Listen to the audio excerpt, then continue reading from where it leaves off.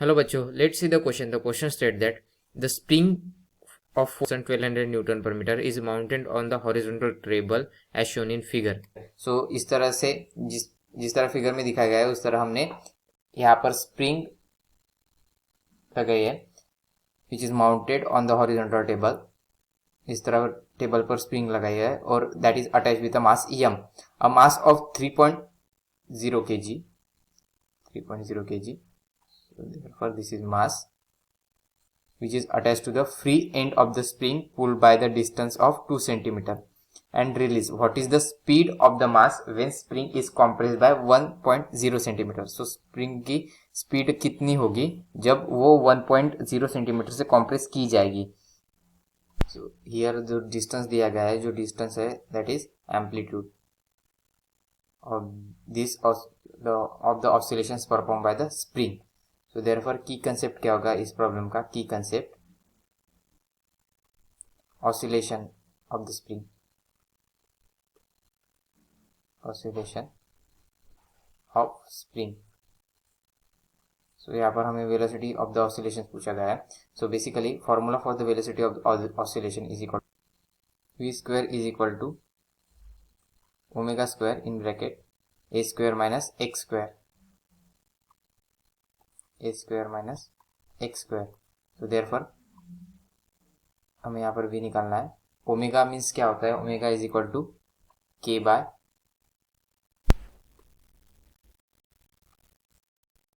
v square की value क्या होगी यहाँ पर? ओमेगा स्क्वायर मीन्स क्या होता है? k by m in bracket a square minus x square. तो यहाँ पर a एम्पलीट्यूड दिया हुआ है that is 2 centimetre, therefore it will be 0.0 metre.